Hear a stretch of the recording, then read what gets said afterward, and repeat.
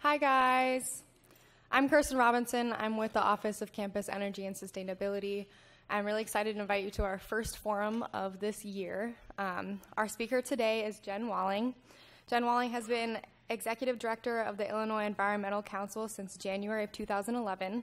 In addition to managing the organization, Jen lobbies on behalf of IEC's nearly 80 member organizations on a wide range of issues. During her time at IEC, Jen has guided passage of legislation to ban microbeads, fund natural resources protection, protect the environment from fracking, increase clean energy production, and protect children from lead in drinking water, among many other issues. Jen obtained her law degree from University of Illinois College of Law, and she also has earned a master's degree and bachelor's degree in natural resources and environmental science from the University of Illinois at Urbana-Champaign. Please help me invite Jen Wailing.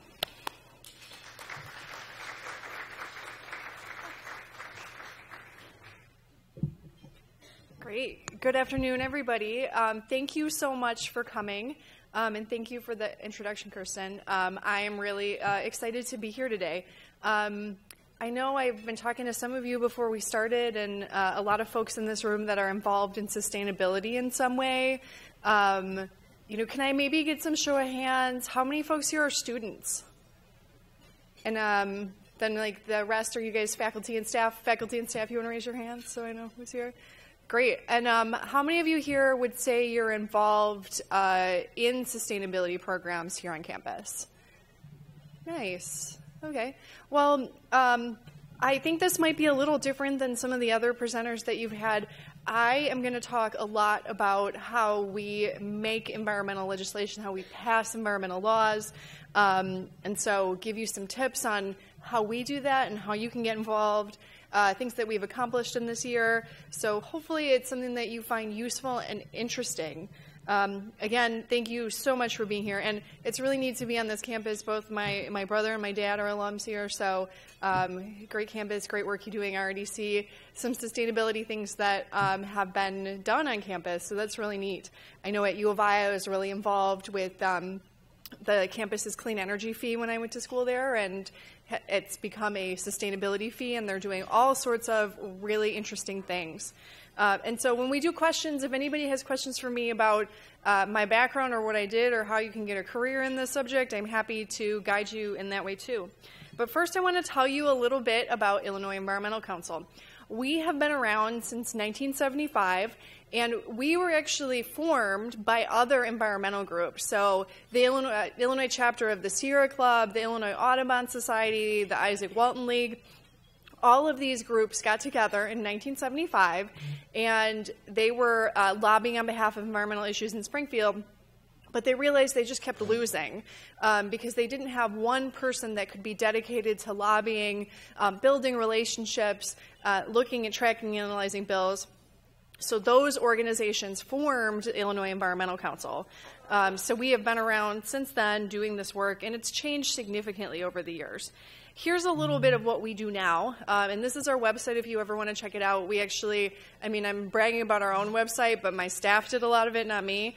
But there are some really important resources on the website of history of different environmental laws that have happened. So on any of the different topics, you can go on and you can learn about laws that have passed with respect to water, with energy, all of that. So it's we've put out a really good resource.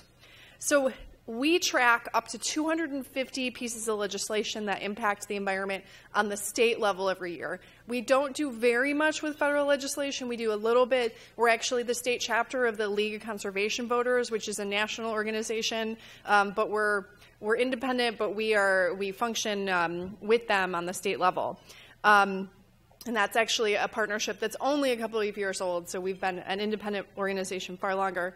But like as I said, we look at over 250 bills a year that impact the environment. We put out news, so every week during legislative session, we'll put out some news about what passed out of committee, what passed, and you can learn more about that there. We also are an umbrella organization, so we have 80 different organizations that are members. Like I said, it can be really big groups like the Sierra Club, and it can be neighborhood level groups in different communities. We also work really hard in building relationships with legislators. And we put out an environmental scorecard for legislators. If you want to look at that, it's ilenviro.org/scorecard, and you can check how legislators actually voted on pieces of legislation that had to do with the environment. So I'm going to start a little bit with, how you can make a difference and give you some tips there, and then I'm going to talk about some of the advanced works that we've done. And then we'll take questions. Like I said, I'm happy to take questions about things I talk about today, or if you just have a question about a piece of policy you want to know more about, happy to. So the very first thing in trying to make a difference on legislation as a constituent, which all of you have the important role of being a constituent to some elected officials, the important part is figuring out who your legislators are and who represents you. So every time you move, right now you have to register to vote. Someday we'll have automatic voter registration. But when you do that, take the time to look up who your elected officials are. And for you students, make the decision. Are you registered back at your home address? Are you registered here? You can make that decision. But when you do that, check who your elected officials are. And so this is the one that's on the website. It is a very long one. If you go to ilga.gov and click on legislator lookup, it's much shorter. And it'll give you a list. And so I'll give you an example. If you think your state senator is Dick Durbin or Tammy Duckworth, that's not right. They're your U.S. senators. A lot of people think that, and they're not aware. So your U.S. senator are, Dick Durbin, Tammy Duckworth. You'll have a different U.S. congressman. But on the state level, you also have a state representative and a state senator. So look those folks up, figure out who they are, and how you can get in contact with them. And if you really want to get into this work, I can give you more tips on developing relationships. That picture is my legislator, State Representative Kelly Cassidy on the far north side. That is a picture we took after passing a bill to protect cougars, and we had made some cupcakes with paws on them. So, really getting to know your legislators and appreciating that the work they do on behalf of the environment, really important. So that's step one. I know you're here to talk about environment, but I'm going to give you a short civics lesson, and I actually, at the beginning of every legislative session, which I'll talk about what that means in a second, I give with a colleague a nearly 2-hour-long talk called Civics for Environmentalists, where we walk through how the whole state legislative process works. And if you're interested in that, get on our website. And it has been really exciting to see how interested people are in getting involved in activism lately. I've been doing this job for almost 8 years now. In the first 6 years we did that talk, we'd have 20 or 30 people show up to the event. In 2017, we had 90 people show up. In 2018, we had 150 people show up. So there are more and more people who are really interested in how this process works. And so we want to make it as simple as possible. And I know for those of you out here working on environmental issues, you don't feel bad if you don't know how your state government works. One of the things I always say about it is that part of state government is made to be inaccessible to the public. So it's a process that's made difficult, confusing, hard to access, hard to be transparent, and that's why lobbyists exist. And I and another one of my colleagues, our legislative director, we're registered lobbyists with the state of Illinois and work on lobbying legislators. But part of my goal is to make it more transparent and more accessible because our power comes from people who support the environment. We're also a group, I know there's a lot of folks in here who maybe are doing some research or have sustainability things that they do on their day-to-day lives. And before I even go into this, I'll give you a little bit of, I love working with people who work on the environment as a program because I find that one of the things that we do that can be so exciting is, folks who work on programs, they'll identify an obstacle and they'll figure out a way, I'm going to work around this obstacle, but it's here, but I'm going to work around it, keep doing my work, or maybe I'll stop some portion of my work and just that obstacle is there. One of my jobs for my members is to remove that obstacle to make it easier and more effective to pursue sustainability.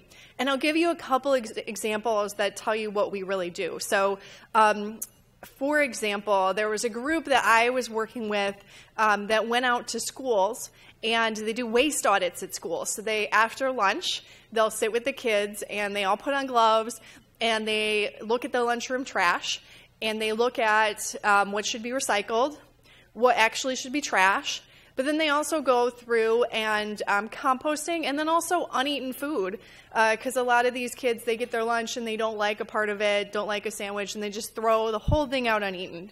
And so they divide that all up. It's an interesting math problem, science problem, etc. Really exciting. But so this group is out at this school, and they're going through a first grader's lunch, like the trash afterward, and they find this entire layer of wrapped energy bars that were completely good, non-expired, etc. And they asked the cafeteria folks, what's up with this? Why is this in there? And they said, oh, they were ordered for the first graders. The first graders didn't like them because they were too hard for their little teeth. So the group that I was working with suggested, well, why don't you go and donate those granola bars over to the soup kitchen? There's literally a block away. They'll take them. And they said, our food service contract says that we're not allowed to donate food. We have to throw it out. And so we, that year, heard about that, and we worked with state legislators that year to pass a bill that said that no public entity in Illinois can sign a contract for food that prohibits food donation. It doesn't require food donation, but you can't prohibit it. And so that actually, sometimes it takes me 7 years to pass a bill, but that was one that we passed in just a few months. And that's the sort of thing that can arise where, folks that are actually, doing the real work, getting their hands dirty, can tell me where there are issues that arise that need assistance. Of course, a lot of the issues that arise, and you may find this in your work, have to do with funding. And that's really hard right now with the way the state budget is, the budget impasse we suffered for nearly 2 years. So we're always looking for other things that we can do that maybe remove barriers, incentivize behavior, or mandate things to happen so that we can increase make it easier for people to be sustainable. Because I can compost at home, but I've also worked to pass a bill in Illinois that allowed for the first commercial composting of food scraps.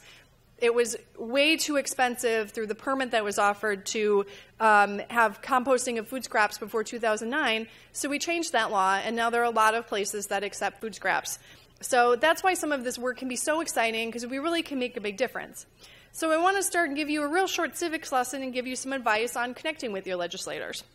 So one of the things that you need to know about Springfield is that there are deadlines for the work that happens. And so our state legislature usually meets every year from January until May 31st, and then they go back for veto session for a couple of weeks if any bills are vetoed. So this year they'll be back November 13th through 15th, but the state legislature is out right now. They're considered a part-time legislature, although there are some years that they've been in all summer and they might be a little more than part-time. But everything needs to be passed by May 31st, or it becomes a supermajority vote, so it can be really hard. They sometimes can come back for emergencies to deal with things that they need to, but everything happens between January and May 31st. And then when I give my normal talk too, there are other deadlines in there, deadlines to get a bill out of committee, deadlines to get a bill for a vote. Why this is important is, I used to work for a state legislator too, and somebody would contact me right about now, and they'd be like, why are you not moving the bill that had to do with medical marijuana, or why are you not moving this bill? And it's because they're not in session right now. So that's what to look for when you're talking to somebody. If you have a new legislative idea, like between now and December is a great time to have a new legislative idea, because that gives you enough time to write it up. Sometimes if you have an idea too late, it can be hard to get in. We talked a little bit about the state of Illinois was the first state to ban microbeads. And that bill, actually, you're supposed to introduce bills in January or February, but that idea came up in March or April because the science came out at about that point in the year. So we had to find a special mechanism to be able to move that bill. But deadlines are there. I actually really like working within deadlines, because if you ever work with the city council or the federal government, they can keep putting you off and say, oh, we'll do it next month. oh, the committee can't meet this month, we'll do it next month. And then they keep moving until the term ends, and then they can't do it at all. And so I really kind of like having those deadlines because I know what to focus on at one point in time, and then I can work to build for the next year. The other thing I often put, the media often gets it wrong with the process that it takes for a bill to pass. And so sometimes it's just little things, but I'll give one of my favorite examples of this is there was one year that I was working, and I actually was working really hard on this bill that would have allowed a confined disposal facility in Lake Michigan near Waukegan that was basically a plastic bag storing PCBs that would be put into Lake Michigan and then built over. So they were purposely going to put a bag of PCBs in Lake Michigan and then build on top of it. Not a good idea, and it was a bill that we ended up killing, but I got no press about it. And at the same time, there was a legislator who had introduced a bill that had to do with allowing people to get permits to shoot Asian carp. Now, we don't like Asian carp, but there are a lot of problems with just, shooting a rifle into the water, across the water, right? And that bill never even got assigned to committee, which a legislator always has to ask for it to get assigned to committee. So he didn't even care enough to get it assigned to committee. He just had the idea. It was introduced. It had national media for shooting Asian carp. But it never moved. And so if you were the casual observer of that, you may have read it and assumed that was a thing that can happen now because I read that a legislator introduced the bill. So that's why understanding a little bit of civics and the process of where it's at is really important. Another thing I often tell people, it's way easier to kill a bill than it is to pass a bill. And this goes with the next, that elected officials love an agreed bill. Part of my process in Springfield is to try to take a bill and get it to the point where it has the fewest opponents or it has weak opponents that I can move it forward. And I need to do this in such a way that it's still a strong bill and it still does something. So there's often points where, they'll be like, oh, let's just do a task force or let's just do a resolution. And you have to decide, do I want to go that low or do I want to wait till another year? And so it's much easier for opponents of a bill to kill something than it is to get all of the things that you need in place to be able to pass a bill. So that's something important to note because we're often up against strong opponents from the environmental community, depending on what piece of legislation we're on. And so getting those folks together is important. I'll also tell a story, and this might be a good life story. One of the things that I always tell people about the Illinois State Legislature is that, you should never act in a way that somebody is your enemy. So the very first session that I was lobbying, I introduced a bill that had to do with environmental justice, and there's a lot of opposition from industry groups just because it was about environmental justice.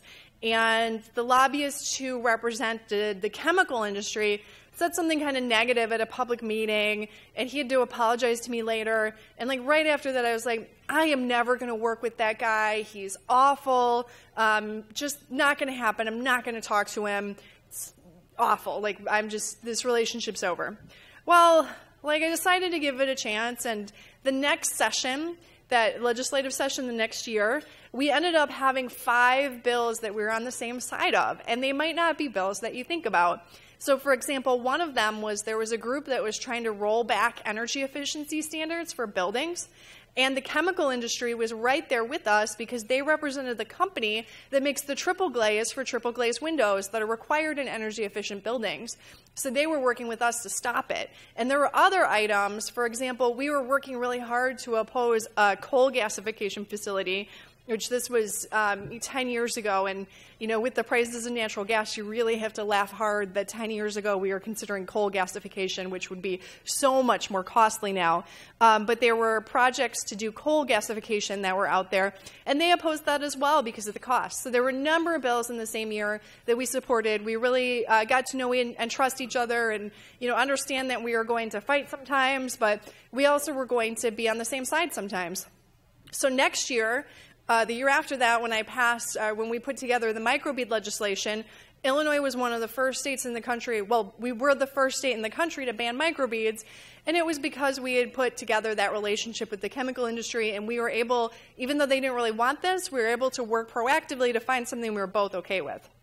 So that's a lot of how the process works, getting to something that's agreed, but that still does something positive. And then the other portion is you show me the roll call. So this is also another life lesson for you.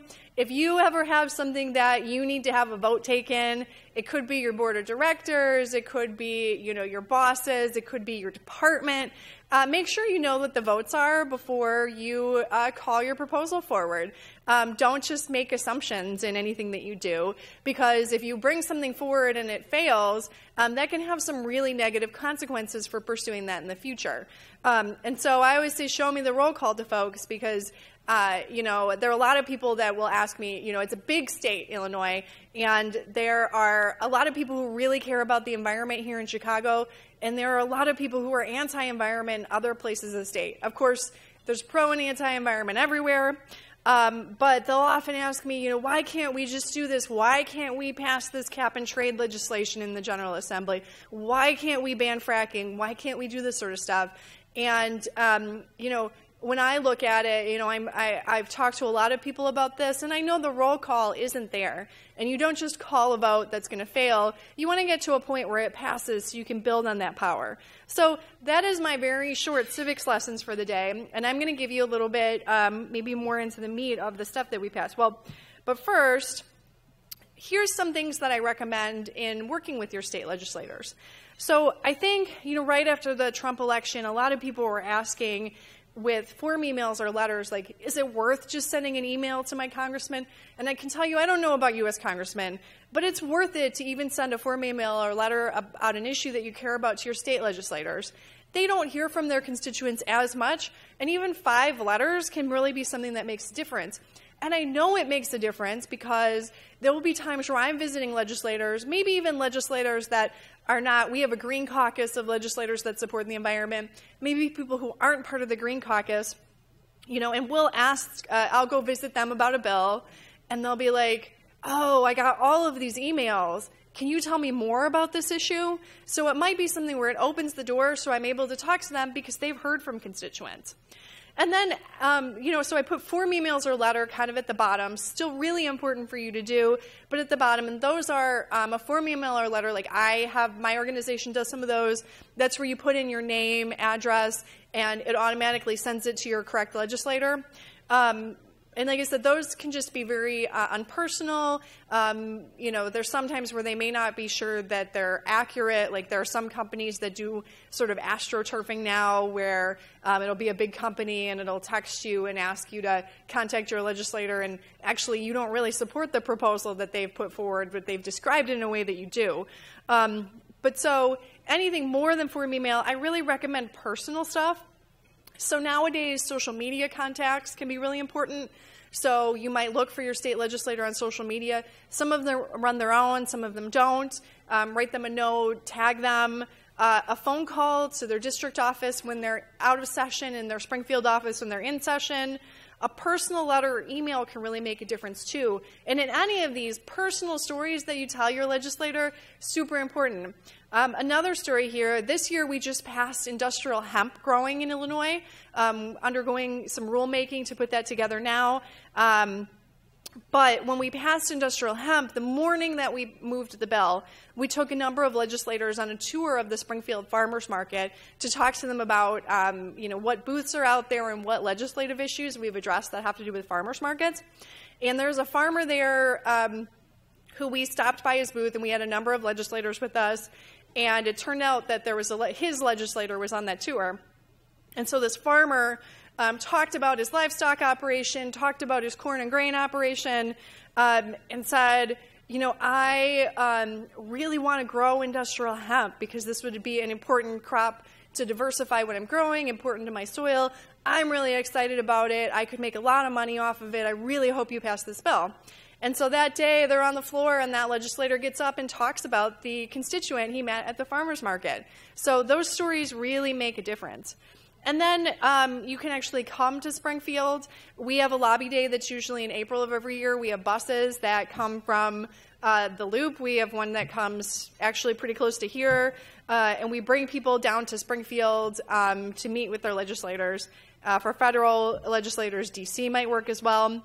And then just developing a relationship with your elected official. If this is something you really care about, visiting their town halls, making an appointment with them, all those sorts of things can be ways to develop a relationship with your elected officials. Because, I might be, a registered lobbyist, but when I go visit a legislator and they say, well, I got to call my local environmentalist, Barbara, and I got to make sure she's okay with this before I tell you I'm going to support it.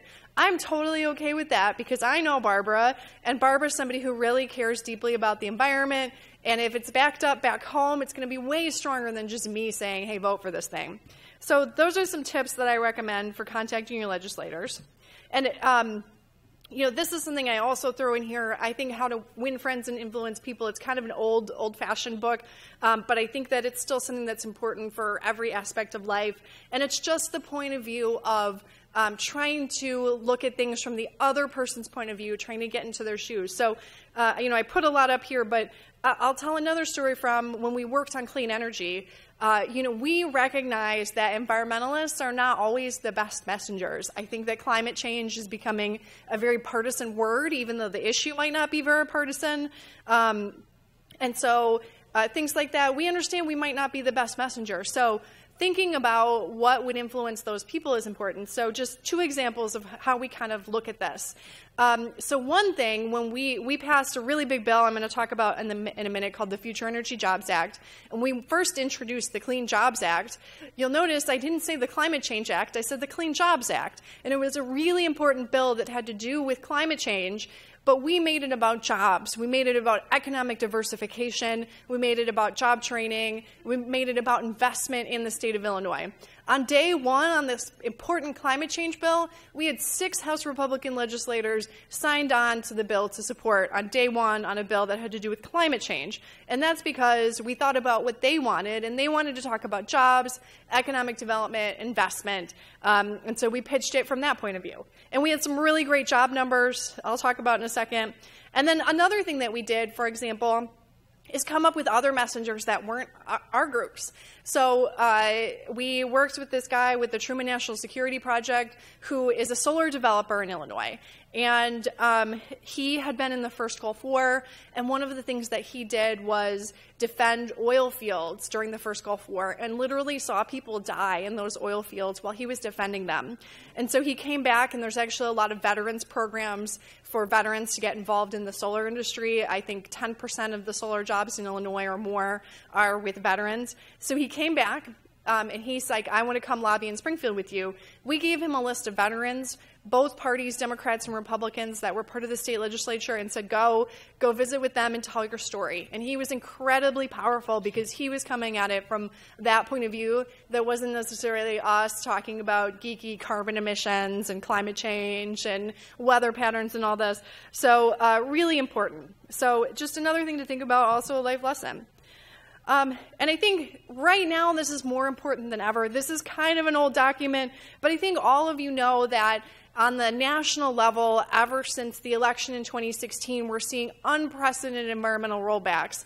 Just shock after shock when we look at what's happening in terms of rollbacks in the environment. I just saw something where the Department of Interior is looking to talk to its local sites about excessive state regulation, things that might even impact the way that we work with our own state. That's really concerning. But what I will tell you about this, because it can be pretty devastating to think about, and I think that we need to be positive in all of this despite all the negative, because otherwise you get depressed, you don't want to move forward with it. But there's so much that we can do to make a difference.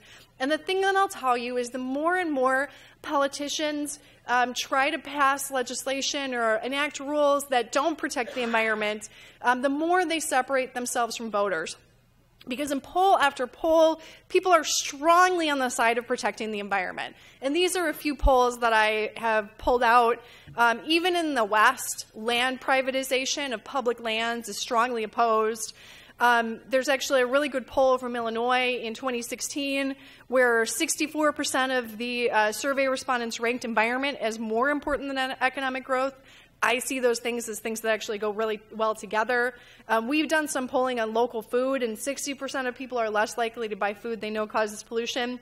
And on climate change, like in Illinois, we are there in terms of knowledge and desire to take action on climate change. Over 70% of Illinoisans believe climate change is happening. 58% are worried. So a majority of Illinoisans think it's important to take action on climate change, and not just in Cook County. There are some pockets of really strong support throughout the state. So I was also kind of enthused because, the month after the 2016 election, where I was really depressed, we passed the biggest piece of climate change legislation ever in Illinois history. And in the last 3 years, other than, California just passed 100% by 2045, probably one of the biggest bills in the nation. This is a really important bill, the Future Energy Jobs Act. It's going to reduce carbon emissions by more than 50% of 2012 levels by 2030. 70% of the funding is for actual clean energy, so renewable energy and energy efficiency. It's a package bill, so it had more than just our stuff in it. And it's going to have $750 million in programs for low-income communities. So there's some really exciting stuff there, like the Illinois Solar for All program that's going to come online in about 6 months now. Community solar, which is if you can't have solar on your rooftop because you're a renter or whatever, you can have ownership of a solar array somewhere else. And lots of job training, especially focused on returning citizen and foster care alumni. And let me give you just some numbers to think about here. So we're 5th in the nation now, I think, on wind energy, and this will allow us to add about 1,300 megawatts more of wind energy. On solar energy, we're at the bottom of the country, and at the beginning of this year, we had less than 100 megawatts of solar. Within the next 6 months, we're going to add 600 megawatts of solar to Illinois, and I'm not going to get these numbers completely right because it's 2025. We're supposed to hit 2,700 megawatts of solar, according to the bill, although I actually think the long-term plan that our power agencies put together for us, which is the state agency, says that we're going to hit that number early, like 2021, 2022. So if you're thinking about solar as a career, really great job opportunities here in Illinois as we work to expand solar. So that's something important we did. And another important thing that we did had to do with lead testing. I'm sure everybody has heard about what happened in Flint with lead in the water. I think there's been a lot of concern over that and lead in our water in general. And of course, there's lead everywhere, lead in paint, lead in soil, and there's other programs that are dealing with that issue. And in fact, I'll give you, the data says that one of the most effective programs for reducing lead in paint has been some of the energy efficiency programs that replace windows, because there's a lot of lead that comes off when you're opening and closing a window, and replacing those windows has reduced blood lead levels to huge amounts. But lead in drinking water, we passed a really important bill at the beginning of 2017 that requires all schools in Illinois to test for lead in their drinking water. It also requires all child care centers to do it, which is really important because lead in water, they say 40 to 60% of the exposure of children under 18 months is from water. It also creates a inventory that water systems have to do with lead service lines, and it increases notification. But really important bill. There are a number of schools that have found lead and have mitigated it, and it was really exciting to pass it while other parts of the nation were not dealing with their water being safe. So I'm going to kind of run through a little bit of what happened this year and then take some questions. So this is just a really big range of stuff that we did on the state level this year, and it's just going to be kind of small hits. So if something perks your interest, ask me a question. So we also sometimes deal with really strong rollbacks here in Illinois. There was a bill this year that would have removed one of the permits needed for the protection of federally endangered species here in Illinois, essentially tying us to the Trump administration and the federal government. We did a lot of work as a conservation community against this, and it wasn't called for a vote. On a positive front, we also passed a bill this year that creates a certification if you want to do a pollinator-friendly solar field, which can be really important because there's a lot of solar utility-scale solar that will go out at farms, and so putting plants in there that pollinators enjoy is a win-win. Clean energy, we expanded some work that's going on with a program called PACE. Property assessed clean energy financing, and this is where commercial properties can actually get a loan from the county, a low interest loan that helps them build renewable energy and energy efficiency projects. We also did a lot of work against clean coal. Done a ton of work on local food. A lot on food donation. We passed a bill on urban agricultural areas that unfortunately was vetoed. And this is a bill we may need your help in trying to pass again during the veto session, which is in November. And this is a bill that creates incentives for urban agricultural areas. There's already a rural agricultural area that can receive similar incentives, and so we wanted to create an urban one, and the governor vetoed it. And I talked about industrial hemp already. And there's other things that we've done with farmers markets and the access of low-income people to healthy food. We did some cool things with waste this year. This was a really neat bill, this first one. So we passed a bill that requires state transportation projects to get bids for end product compost. And so, you know, we have compost, and I noticed there's some organic waste composting here on campus. So you compost, but then we need people to buy that product when it's done. So you take in the food or yard waste, and it creates the soil amendment that anybody here, you can go buy some compost and add it to your garden, add it to your landscaping. We'd like state transportation projects to use more of it. And we put together a bill that requires state transportation projects to get bids for compost in addition to soil in the counties where they're doing projects, if there's a compost site there. And actually, compost can be less expensive than soil in some areas because there's some areas where there's a lot of yard waste composted. So it's something that will help us create a market and see if these projects work. Really exciting. We did some stuff on learning more about emerging chemicals of concern in our waterways, passed a resolution opposing the Foxconn project in Wisconsin. We've introduced a bill that will deal more with lead service lines, and our introduced bill would replace them all in 10 years. Michigan's doing 20. We are going to try to come back with a bill next year that does it in a little, maybe a longer time period, but to get all of our lead service lines out and make sure we've removed that risk. And just to give you an idea of what an issue this is going to be and why we need to talk about it and plan for it, 1 in 8 lead service lines is here in Illinois in the nation. So we have more lead service lines than anybody else. The city of Chicago almost has 500,000 lead service lines, and partially that was because in places like the city and all over the state of Illinois, the city of Chicago required people to have lead service lines for certain homes. If you're 2 flat or less, you are likely have a lead service line in Chicago. You were required to have that until the very last day you were able to have a lead service line. So that when they were banned in 1987. And actually, if you live in the city of Chicago, call 311. You can get your water tested for lead. If you guys live in dorms, it's probably not an issue.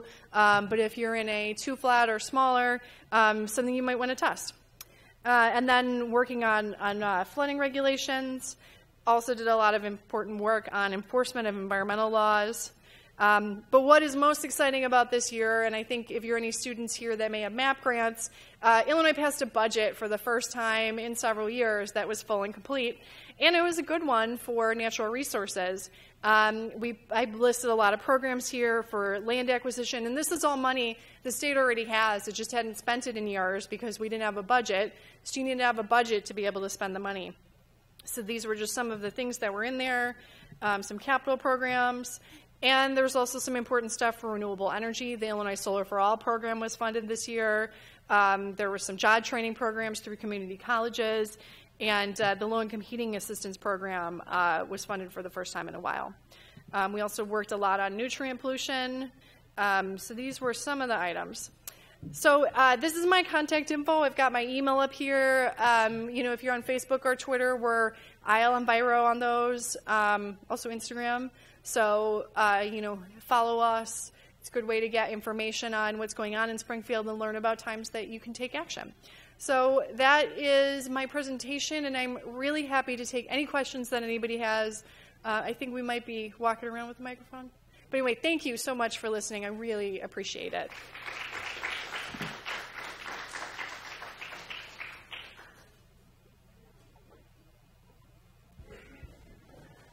Hi, Jen. This is Blake Davis. I've worked with you on various projects, but never met you before in person, so I'm glad you were able to come today. Can you give me some insight on why the governor vetoed the urban ag bill? It was sort of incomprehensible to me when I heard about it. Yeah, I think he was confused. So the urban agricultural bill provides some ability for local governments to offer incentives to urban ag areas. So, for example, one of those incentives is water rates, and he mandatorily vetoed it, although that's pretty much a veto.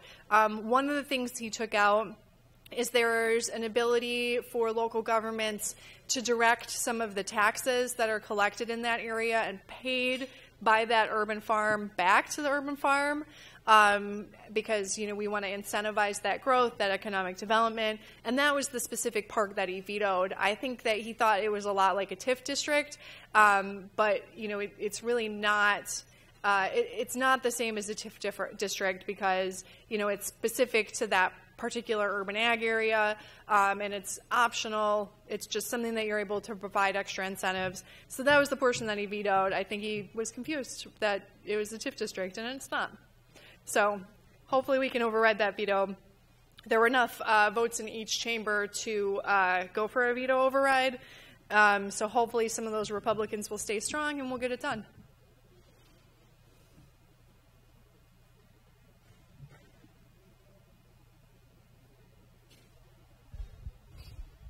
Hi, I'm Rachel. I'm a current student here at IIT. I just wanted to ask if you work with similar organizations in other states to do national pushes or something like that. Yeah, so we used to be part of a group called the State Environmental Leadership Program, and there's a lot of states that have independent environmental councils that are sort of similar to ours. So most of the Midwest, there's Iowa Environmental Council, Ohio Environmental Council, Michigan, Clean Wisconsin, Minnesota Environmental Partners, Hoosier Environmental Council, so that's Midwest. So we often will chat with those folks about the policy that they're doing. But as I said, we recently joined the League of Conservation Voters, which we find we have a very similar mission. They do a scorecard on the national level. They're also really focused on building power of the environmental community, a lot through elections, which we haven't worked a lot on in the past. But we have had a lot stronger national connections through being part of the League of Conservation Voters. So there are times that we've gotten involved in some national work now with them because we're very heavily opposing the nomination of Brett Kavanaugh to the Supreme Court because of how he's ruled on environmental cases, environmental enforcement in the past. So that's been an area. But it's also, when I teach the civics class, and I teach a class at the University of Illinois at Urbana-Champaign, an online master's class, and it's a little bit of a joke, but true. Lobbying, I think, is one of the few professions where plagiarism is incredibly important because when you are writing a piece of legislation, it is best practice to take it from maybe another state that's already written it and already put it into place, or to take a piece of legislation word from another part of Illinois statute. There's a lot of reasons that you might do that are really practical, like if something's withstood a court battle somewhere else, if you take that legislation in, it's going to be something that more specifically gets the thing you want. That language may be heavily negotiated. So there is a lot of plagiarism in the Illinois statutes, and it is highly encouraged. I also say lobbying is one of the few professions where gossip is really important. Having the most important, newest information is encouraged, and it's really important for you to do your job. So if those are things that you're interested in, lobbying. And I actually, if anybody's interested in policy or lobbying as a career, on our website, ilenviro.org, under the news section, I have a blog about how to pursue a career in the environment. And I go through some of my background, some of the things that you should look for, some of the pros and cons of policy and advocacy as where you focus your efforts. So if you're interested in that, I got that. We had a lot of people looking at that, and I just find I really love to talk to students about their career path, but I'm more and more running out of time to do it. So it's something that I put together to give students the basics on the things that I most highly advise that they look at. So cool. Any other questions? You have one back there?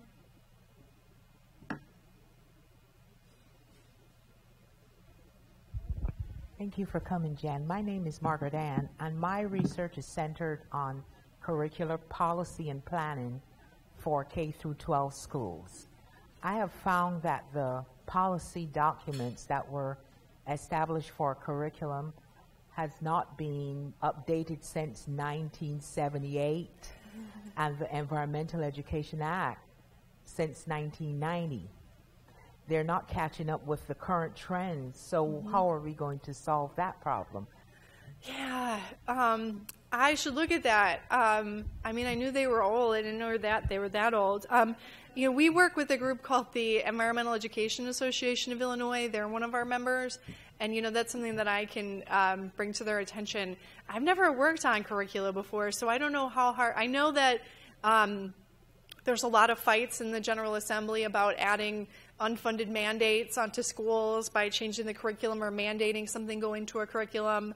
And so I don't know what it would be like to do those updates, but definitely, you know, these things have changed a great deal, and the things that we're working on are very different than they were 30 years ago. So, and I know, especially in the environmental area, there's a lot more money that you know, funders were giving to the area in the 90s than we're really seeing right now. So maybe there's some resources out there. But Environmental Education Association of Illinois, I'll check with them and see if that's something that they want to do in the future. That's great. Thanks for that info.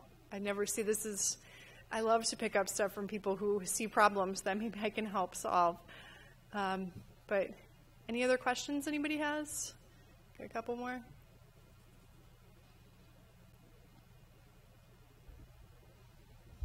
I'm Matt Shapiro. Thank you for your talk. It was great. Yeah. You know, you talked about all of, you know, picking your battles and things like that, but you're also a council and representing all of these different groups. So how do you filter through their needs, or how do you interpret what they're telling you? How do you pick among all of their interests which ones to go to battle for, I suppose is what I'm really trying to say. Yeah. That definitely can be challenging. We have more than 80 groups, and you know, some of our groups work on a lot of issues. Some of our groups work on one issue that they care about. Some of our groups only work in local communities, and there can be conflicts. This is never one that I've dealt with, for example, but like Respiratory Health Association is one of my members that actually worked to found IEC, and they work a lot in clean air. I also have the Nature Conservancy and other open space groups, and prairie burning needs to happen every once in a while. While Respiratory Health Association doesn't like burning anything, Nature Conservancy thinks it's really important to burn stuff. And so that can be something where there's an inherent conflict, but it's not something that I've really had to deal with. We have a procedure that we use. Our members have different abilities to participate, so you know, there's voting and non-voting members. I try to take into account everybody, even the people who are non-voting, in terms of pursuing priorities. But I think when it comes to policy, we, like a lot of the groups, the vast majority of the groups that I'm involved with, we agree on 99% of all the things that we do. But you're right to bring up prioritization, because strategy can be an issue that we disagree on. And most of the time, you know, my board trusts what we pursue, and, you know, I and my legislative director, the staff that I work with, we'll choose things to pursue based on areas where we know we can make a difference. And of course, you can say, like, how do you know you can make a difference? Well, sometimes with the committee votes of where different things are placed, it's pretty obvious what's going to happen to it. So, like, the Senate Environment Committee is really easy to get a bill out of. The House Environment Committee is impossible to get a vote out of. Or the House Ag and Conservation Committee is where all of the stuff we oppose gets out of. And so, you know, with that in front of us, like, how do we make decisions based on that? And while these were not my members, there can be really central conflicts, and I find that a lot of the conflicts have to do with how powerful and how strong we actually are in being able to make a difference. And I'll give you one of the biggest conflicts that I have learned the most out of, which was we worked very heavily on hydraulic fracturing legislation, and a bill passed in 2013. And so we were working very heavily with community groups, and we worked for years to pass a fracking ban. The type of dangerous fracking that causes all these issues has always been allowed in Illinois. It's never been illegal. And in fact, you could just fill out a one-page application and pay like a $30 fee, and you can get a permit in the years before we did this. And so we were trying really hard to get a fracking ban. But when we looked at the votes and we looked at the commitments we got, we didn't have enough votes. And there was not an amount of organizing that was going to get us enough votes. It would take us several years to get there. In the meantime, fracking is totally legal still. So it was really a big conflict to, we decided to pursue a comprehensive set of regulations and abandon the fracking ban, although that's something we support. We decided to work on this comprehensive set of regulations. And there were people, especially in those communities that affected, that were very angry. And I totally get it. But, since we did that, like I said, people were very upset about it, and they had been pursuing a one-year moratorium. We ended up with the moratorium anyway, because that's how long it took to pass the rules. And with the rules that we put together, there still has not been a single high-volume hydraulic fracturing well that's gotten a permit in Illinois. There's one that applied. They actually got their permit, but were threatened legal action and pulled it back. And so, I don't know. I don't want to go to those communities and say I was right, because I don't always know I'll be right. Like, some groups may apply for that in the future, but it was very difficult. And I definitely spend a lot more time, especially with groups that don't do this work, explaining how it works, explaining, what I think our power is to be able to make a difference on it, and try to get on the same page with any of the stakeholders who are going to be impacted by this first. And going early to those stakeholders, but also recognizing that I need to seek out and pursue people who might be impacted by some of these laws. So, there's a lot of environmental justice communities that have been disenfranchised by our laws, disenfranchised by pollution going into those communities. And it's taken me a bit to get there, but I have to recognize that just because I invite somebody to a meeting doesn't mean that I've invited them really to participate in that issue, because they might not have the funding or resources or the capacity to weigh in on whether that impacts them or not. So we really try to act in a way where we're getting them the ability to be involved if it's an issue that impacts them. It's difficult. I mean, I have to raise money. We have very limited funds ourselves, but trying to find that ability for those groups to also participate so you can come up with the best thing possible. And I'm going beyond your question here, but that can lead to really great results. So when we did the Future Energy Jobs Act, a group called Little Village Environmental Justice Organization out of Little Village helped to add, on behalf of an environmental justice caucus from throughout the state of frontline communities and small neighborhood organizations, work to add the Illinois Solar for All program and the job training goals for returning citizens and foster care alumni. And without their involvement, we may not have had such a strong program for low-income people. So it definitely is a challenge. I find the vast majority of time we're cool, but I take certain steps up front now to make sure that we're all on the same page in terms of power analysis and all of that. And usually it goes pretty smoothly because people understand the importance of needing to stick together when we're doing all of this. But thank you. That's a really important question. Thank you so much for coming out today. We're just about out of time. Jen, would you be willing to stick around and answer more questions? Great.